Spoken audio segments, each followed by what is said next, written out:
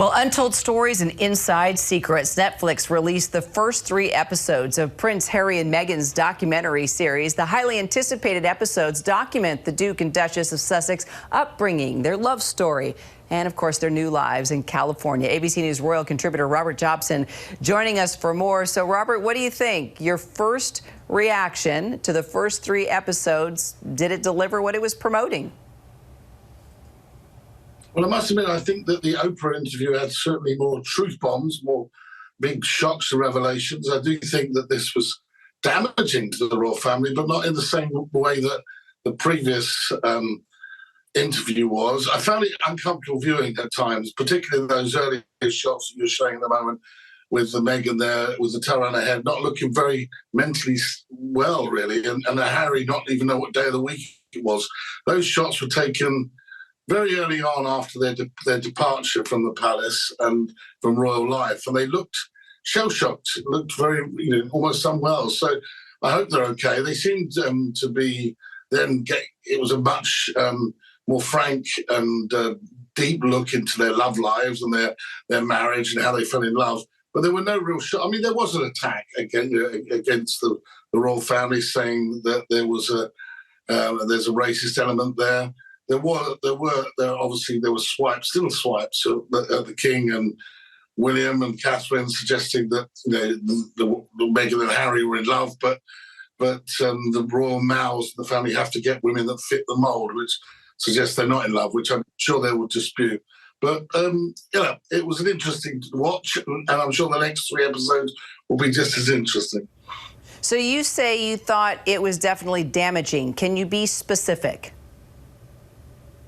Well, I think when you're making allegations again of racism against the institution of monarchy, it's gonna have an impact. But I know for a fact that Prince William at the moment has been instructed by the King to try to improve the diversity problems going on at the palace. I think there's 8.5% of the staff are from ethnic minority backgrounds at the moment. I know they want at least to double that very shortly, and I know that they want it to reflect the society that they serve. So I think that their comments about that are damaging, but ultimately I don't think it was as problematical actually as the Oprah interview.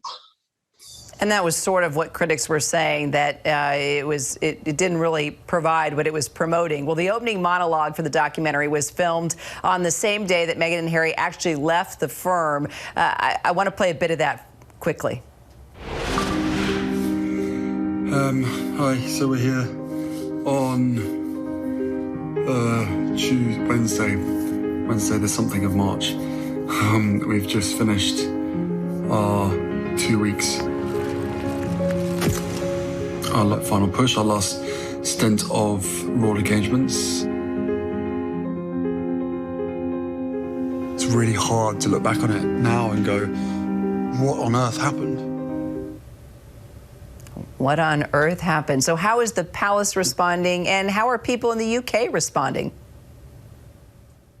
Well, the palace are not going to get involved in a tit-for-tat conversation on this because it's not going to suit their agenda.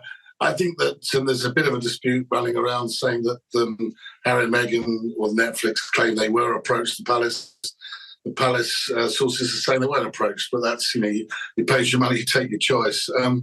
My feeling is that bit you just showed there was uncomfortable. Both of them looked absolutely shell-shocked about what had happened. They looked tired, they looked emotional.